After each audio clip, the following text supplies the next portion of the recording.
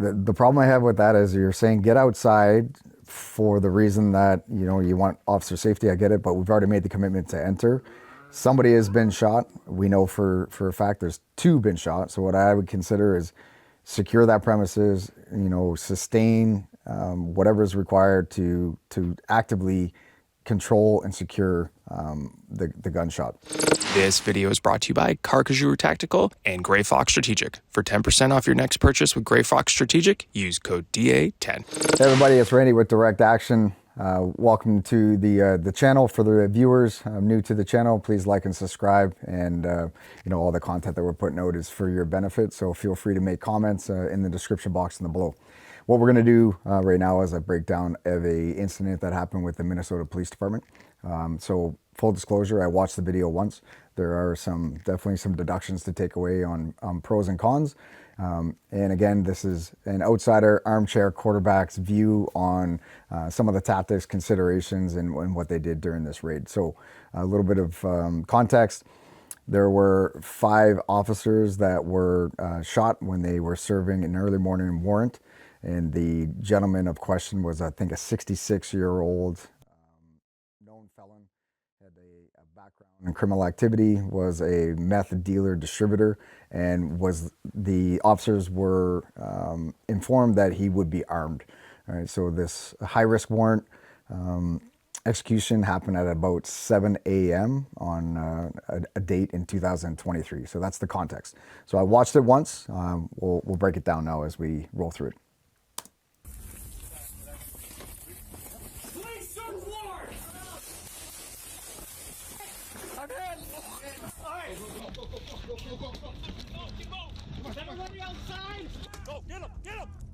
On October 12th, 2023, in Glendorado Township near Princeton, Minnesota, a drug search warrant erupted into chaos when a 66-year-old man opened fire on task force officers with a .223 rifle.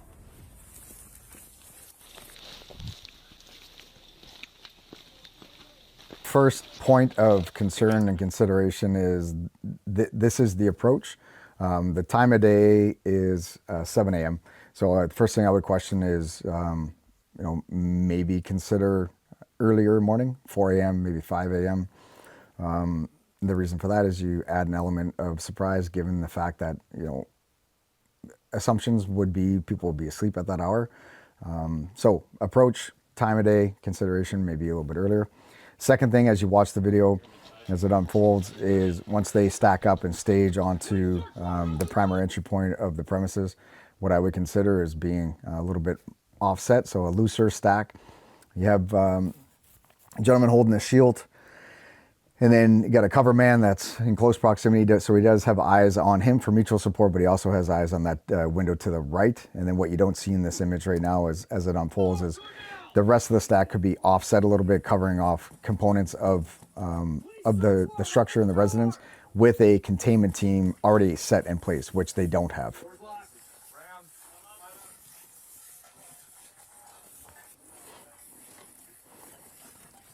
And then a point to consider is they approach, realize that the door is locked, and then they call for the ram. You know, in planning and preparation, that ram could be within the stack. It could already be there. So there was a pregnant pause where they announced that they're there. Search warrant, police are coming in. They knocked on the door. There is some communication with one of the subjects on the inside. So the gentleman of question, there is some communication between. So now they know, whoever's on the inside know that the police are there and they're coming. So there was a delay getting the ram to the primary entry point. And then the only other deduction that I would say from the breach, the information that they have is there's no kids on premises. So with that breaching tool, I would think about blasting the door open and then launch it on the inside. So it's going to knock over furniture, and you already made a bunch of noise already. You may as well create a bit more of a distraction and then make entry. So rather than the breacher running down the stairs to get out of the way for the stack to enter, he's already there. Just launch that thing forward. That's a consideration. So police search warrant, command has been given. Now they're inside the premises. There's communication with them behind a closed door. And then shots start firing. So this is the subject opening fire on the police officers. there's a dog that you don't see, or maybe you saw a quick glimpse of the dog, so family pet, not aggressive, but it is a bit of a distraction off to the right. There's, officers there that could be gainfully employed by either grab a hold of that dog, launching it outside, or whatever it needs to be. That could have been done ahead of time, but now there's basically an exchange of gunfire.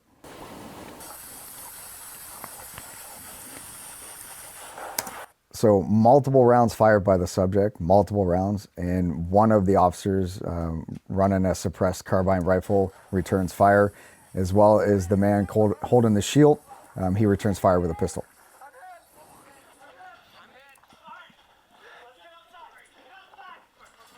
So right here, what you hear is two different officers say, "I'm hit."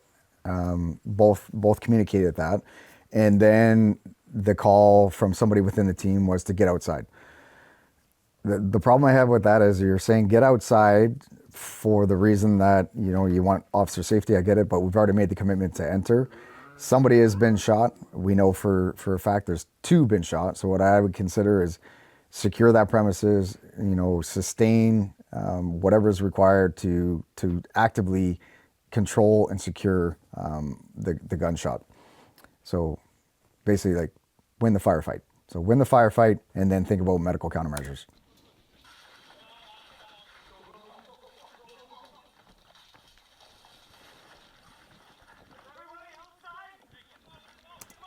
So now we hear communication. Is everybody outside? From a communication perspective, some of this could be pre-planned ahead of time. So if we're going to exit the premises, where's the rally point? How we getting a head count? What's the communication piece? All that could be pre-planned before making entry. In this case, everyone runs outside because that's what the command was given. And then while they're outside, now they're trying to account for everybody. The problem with this amount of chaos without, a few, I would say, integral team structural standard operating procedures and tactics is now people are guessing. And a piece of communication to consider would be tell what it is that you want from the team rather than asking. All right, so ensure that everybody gets out of the vehicle. Let's rally at said vehicle or said location, and then we can get a head count to ensure that we've got everybody. The other problem I have with this, at this point, the dude that's armed with the gun, the suspect, the individual that's on the inside, he's opened fire through a closed door. At this point, the officers don't know if there's anybody else in that premises. They don't know if he's got, some sort of support that may be sympathetic to his cause. All of that is unknown at this point. So what they have is all the officers out of the residence, but the one that was doing the shooting is still inside, and his status is unknown. Chris, where's Chris? Right here. You hit? Cross that leg. You got 2 hits. Get over here. Let's get behind the car. Come on, buddy. Hey, you're all right. You're all right. The man inside was identified as 66-year-old Carl Thomas Holmberg, a suspected meth dealer. Officer Nick was the closest to this chaotic exchange, as a storm of bullets tore through his shield. Police search warrant! So good use, good employment of the shield. The gentleman up front there, the point man with the pistol, that shield saved his life. There's no question about that. He still got hit, whether it was known known after the fact, most likely, whether that was a direct shot or through the shield or deflection or ricochet, unknown. Reality is, though, he did get hit, but luckily that shield sustained the majority of the incoming bullet impact.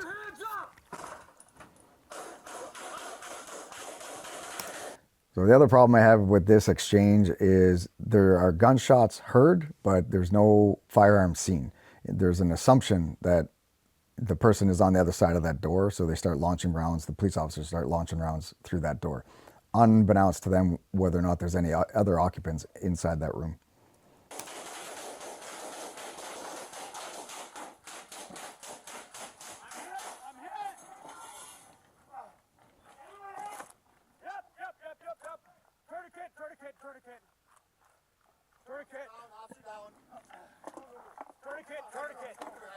Okay, I think it's the gentleman that had the shield that's asking for, responding for a tourniquet. He's communicated that he's hit, and he runs out of the residence. A tourniquet's always a good idea to place on the extremities of the body if you're bleeding for sure. But an assessment still needs to be made, either self-assessment or assessment by a buddy to determine the severity of that situation. And then if the decision is to put a tourniquet on, put it on as tight as you possibly can. Keep the blood on the inside. So tourniquet the extremities, anything in the body that has a junction, so in and around the pelvic girdle, under the armpits, if that happens to be shot, you want to pack those, and then anything on the chest or the back, you want to seal those. I got you. I got you. Where you shot? Right arm. I got you. So his level of consciousness is good. He's communicating where you shot, been shot in my right arm. So the team that's on the outside starts to render first aid to the gentleman. Again, the problem I have with this is there's a lot of officers that are in close proximity, but inside the residence is still not secure. So the dude on the inside that's armed with a gun, he could be, reinforcing or fortifying his shooting position. He could be moving into a different vantage point, visually observation, or for the purpose of further engaging with the police officers. So my deduction and takeaway, and I don't mean to be overly critical here. This is just, assessments based on tactics and procedures. The person that's hit needs medical attention. Get them away, as far away from that situation as you possibly can. Get in behind a piece of hard cover and then render first aid as necessary. I got you. Yeah. While Officer Nick was on the ground receiving first aid from fellow officers, the others who were injured were rushed in a squad car to a nearby ambulance for treatment. Come on.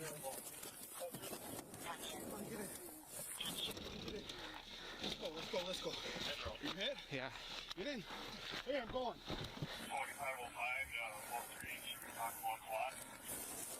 Hey, do you want to tell my van keys or somebody? What? Yeah. Yeah. Hey, you guys look at each other. Strip your vest off, please. Take your vest off. Where'd you hit, buddy? So the gentleman that's been hit, the casualties are loaded up into a vehicle, and now they're going to get this guy to a local hospital trauma center. The gentleman that got hit hands the keys to the driver, so he's conscious enough and he's got some fine motor skills enough that he's still with it. He's still situationally aware. And then somebody makes a communication piece and assesses that maybe it's a good idea to take the vest off. I don't see a requirement to take the vest off at this point.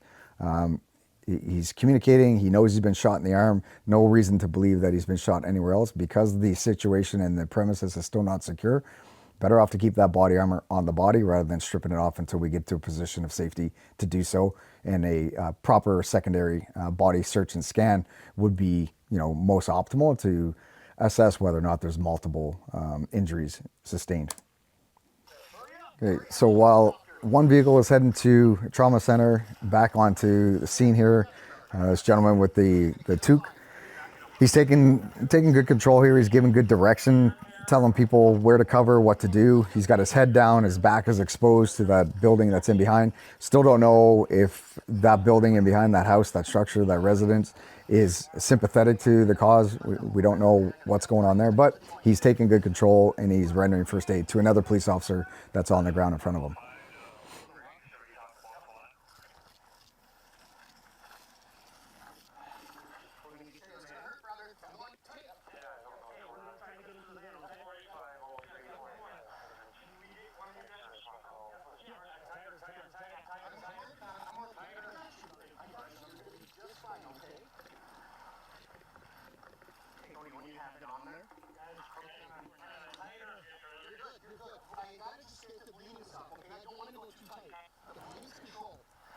So he's given some good direction, and he's probably just, a little bit ramped up because of the severity of the situation. And he's saying, I don't want to go too tight.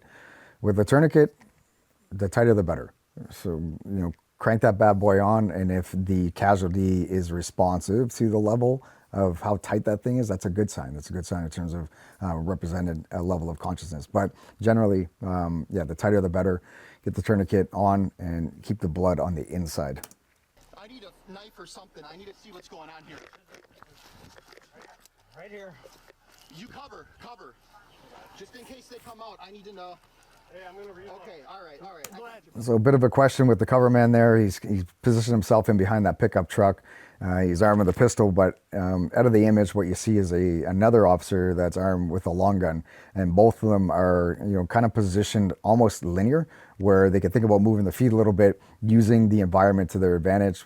We understand there's different parts of the vehicle that are harder structures versus softer structures in terms of creating ballistic protection between them and the potential danger.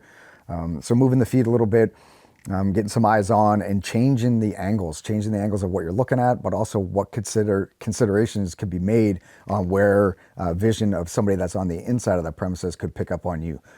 So movement is critical, and it could be subtle movement, 1 or 2 feet left or right or up or down, change in elevation. It's only going to give us more actionable intelligence and information that we can formulate a plan.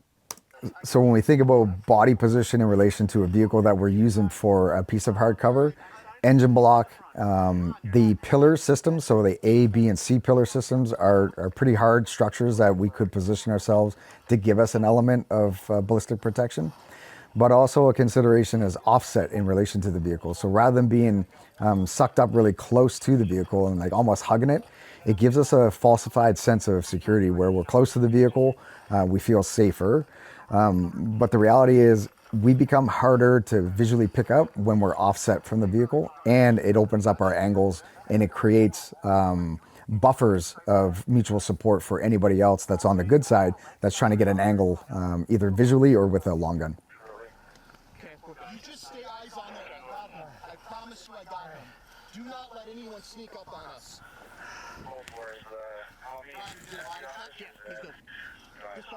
What's your name? Nick, I'm Cody.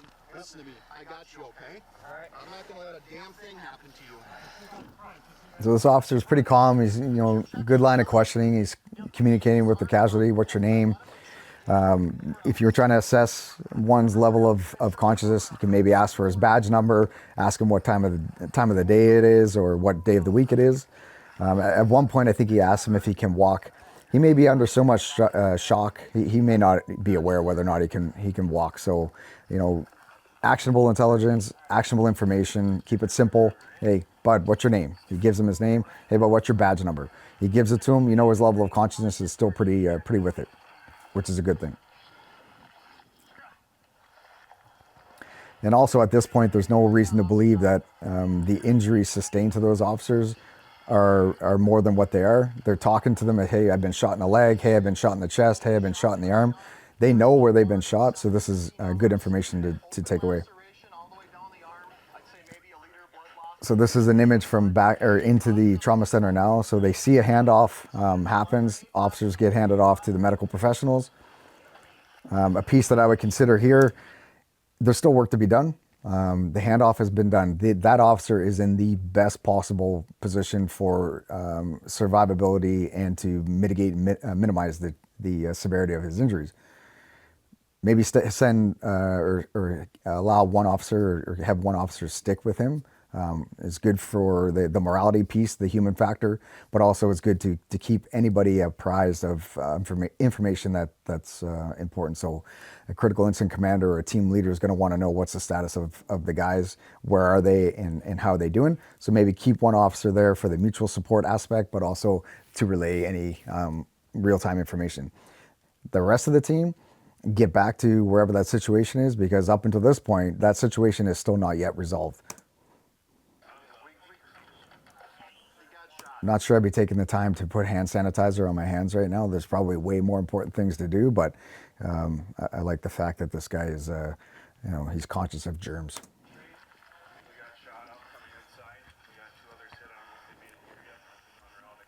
And also too, like sometimes offloading this information helps calm ourselves down because we got to formulate sentences. But at the end of the day, this medical professional, he doesn't need to know what happened on the job. He doesn't need to know what's going on in the residence. He just needs to know we have officers that have been shot. Here's the situation. Deal with it. Get back to us and give us a status update when it's when it makes sense.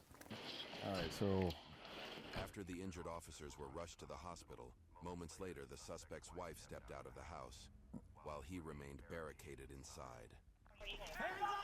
Okay, so the individual of question is still barricaded on the inside, and then the wife or a female occupant of this resident comes out and her hands are up. She's compliant, doing everything the officers are asking her to do, walking towards them with her hands up. And she's wearing a t-shirt and nothing on her bottom side, so no pants or dress or anything of that nature.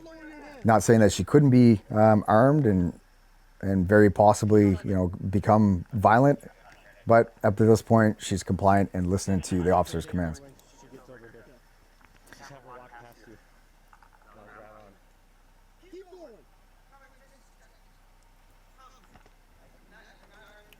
So she's still walking. She's doing everything that she's being asked, which is great. Thinking about watching this and unfold, assume nothing. Assume that maybe she is armed. Assume that she has got something underneath of her shirt and we haven't seen it yet. She's got a cigarette in her hands. Tell her to drop the cigarette. Tell her to get down on the ground and then physically control her. Put handcuffs on her for her own safety and the safety of the team, and then a quick cursory search to confirm that she is not armed. Keep coming to me. Over here. It's okay. Come.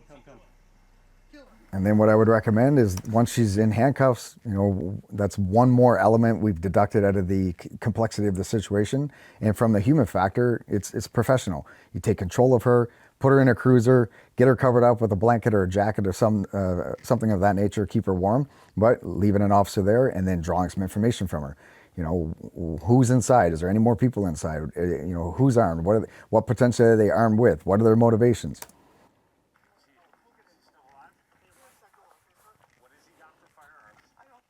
Not that it really matters what they're armed with. I mean, all firearms can cause damage, and we can see what one person is capable of in terms of creating as much chaos as feasible in a very short amount of time. So getting hung up on, you know, what the firearm is, I wouldn't be too concerned with that. You'd still want to get in there and control the situation, or pull back, lock it down, and contain it. And then perhaps we use gas, we use canine. All that could have been done ahead of time, but now they're playing catch up because of the way that this whole thing was executed at 7 a.m. Were you guys in the same bedroom together? Yes. Okay.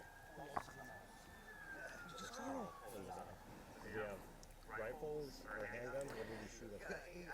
So the officers are asking her, what is he armed with on the inside? Is it handguns? Is it rifles?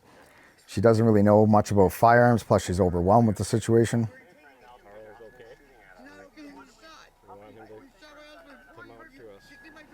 So she confirms there's one person.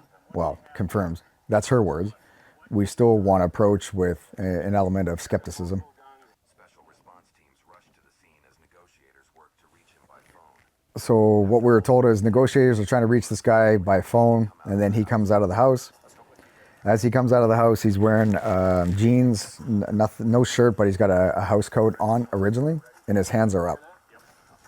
Leave it. Yeah, give Kane announcements. Carl.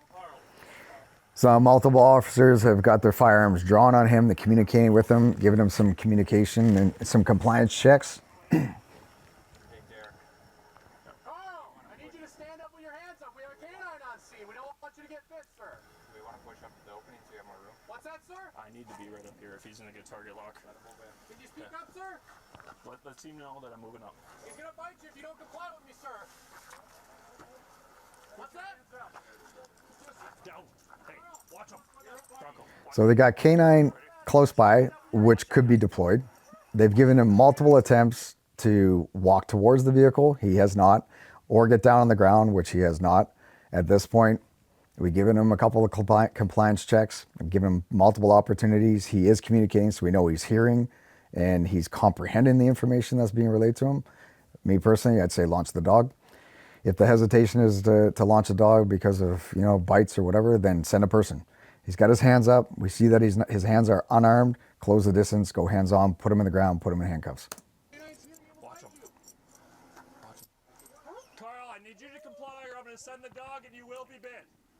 Watch that guy. Can you put your hands on the hood of that car for us? Just put your hands on the hood of that car, buddy. Just work. Put your hands on the hood of the car. Carl, I need to see both your hands. Can you put them on your chest? A consideration to think about is with the amount of resources that they have on the ground right now, 1 or 2, maybe 3 officers are controlling or at least speaking with and looking to apprehend the subject. But at this point, there are also considerations to think about from the residents. We don't necessarily know if there's anybody else on the inside. Yes, the wife told us there's only one person, but she could be full of shit. And also that building or that subsequent residence that's within 50 feet. We don't know if they're sympathetic. These areas need to be at least covered off and thought about in terms of entering and securing for the betterment and the safety of the entire team, but also the individuals of question. Now the subject makes his way towards the house. Who knows what he's thinking? And then they launch the dog. So K9 initially grabs onto the leg, takes Carl down, and then he's distracted and no longer on the bite, which is fine. It's a tool. What dogs will do, we're not inside their heads. We don't know. It's just a dog at the end of the day. The dog is a great tool. It's definitely value added in terms of distraction, but also the initial contact with a subject. But it's the human that's actually going to control the subject. So the K9 is a great tool, but it's not going to be the complete problem solver. So launch the dog. We want to be poised in a position as the human to then intervene and finish the job, which is controlling the subject, putting the handcuffs. So dog gets control, and now they're controlling the subject.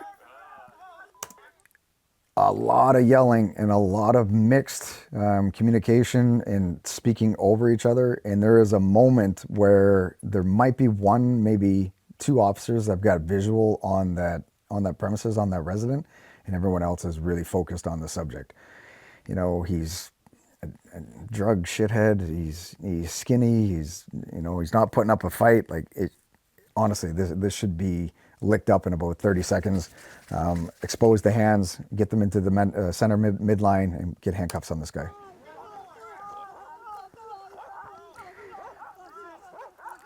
So, again, not to be overcritical, but when we look at where the hands need to be right now, his left hand on the ground, really close to one of the officer's long guns. Get the hand into the midline, and because of the amount of pressure and weight that the officers are putting on the subject, it's difficult for him to physiologically move his left hand out from underneath the ground. There's pressure of the officer, the weight, plus his own body, and the friction of the ground. We got to move the human body in a manner to get the hands where we want, which is in the center line, so we can put handcuffs on them. So sometimes with good intentions, we think we're doing most optimal, but at the end of the day, physically, how do we get this guy's hands to where we want them? Is we need to manipulate the body and put them where we want.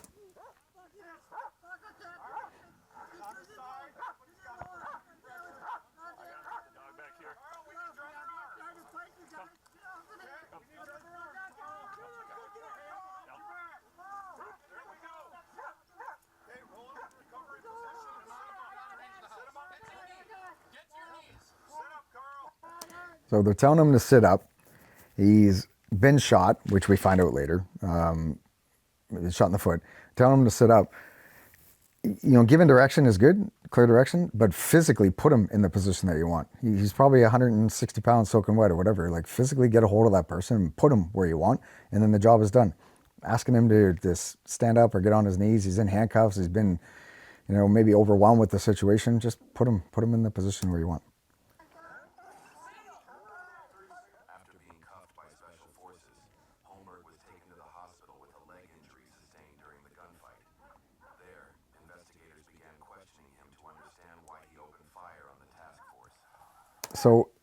So we have 1, 2, 3, 4, 5, 6 officers in a linear line about 10 feet from the primary entry point of that residence, exposed to windows and angles, still not knowing 100% that the structure of the residence has been secure. So how many officers does it take to control a drug addict or a drug dealer, a meth head creator, whatever you want to call them? The subject is in control. Get them out of there, formulate a plan, stack up, get inside, clear the structure, deem it secure, and then start making assessments and asking questions. In my opinion, there's still a lot of unknown variables with this residence. So I'd want to get in there and just secure it for the betterment of the team, but also for community safety. Closing thoughts. Yeah, like kit and equipment, people really get hung up on, well, we need this piece of equipment, or, why police officers are wearing multicam. It still baffles my mind, but to each their own. The look cool factor is so low on the priorities of good training, good tactics, good communication skills. It doesn't matter what kit and equipment you have. Let me rephrase that. It matters less. The kit and equipment does help do our jobs efficiently and effectively, for sure it does. It helps with the betterment of overall officer safety, but it's the tactics, it's the training, it's the communication piece when we're executing high risk scenarios or situations like this. So the key deduction for me is some of this stuff could have been sorted out literally with a notepad on the hood of a vehicle 10 minutes prior to execution. Some of the upload, download information is important. If we're going to communicate, I would highly encourage we tell, not ask. Tell the teammates what you need them to do. Cover that area. Grab his foot. Pay attention to the primary entry point. Tell. Give clear direction for the communication piece. And then the last piece is, I would say, when things go off of script and we start to kind of respond and react, have a plan, even if it's a small plan, but have a plan on what you're doing rather than just running for the sake of running. What is the plan? Where are you going? And what is the intention? Communicate that. So tell, don't ask.